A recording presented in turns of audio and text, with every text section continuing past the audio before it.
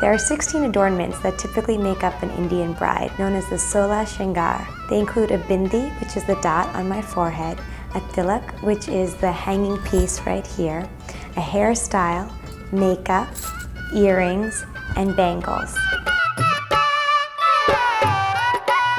My name is Kavita Marawala, and I'm marrying my best friend this Saturday and the guy who always makes me laugh. That's what I was gonna say.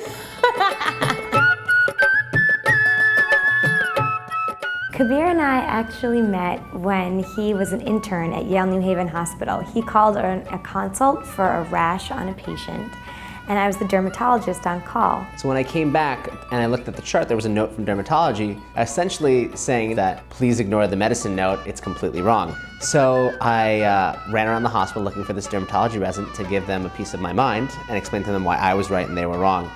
And I actually ended up eventually finding Kavita, and the minute I turned the corner I kind of saw her and that kind of took my breath away, and I didn't even remember why I was there, to be honest with you, at that point.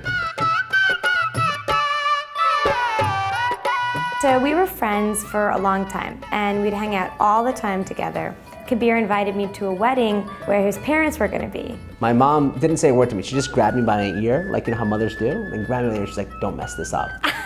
But then we still stayed friends. No, but not for much longer. But then I invited him to our house for the 4th of July. He actually not only met my parents, but met my entire extended family. The next day, I said to him, I said, you know, what's going on with us?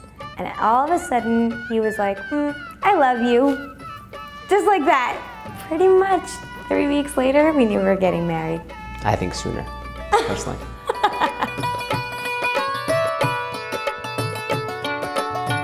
Because we kind of knew we were getting married, that she wouldn't get that surprise proposal, so we had to arrange for something. It was awesome. On Friday morning, I went to work and wasn't expecting anything. There was my fellowship director. So he calls me into his office, and he just suddenly hands me an envelope.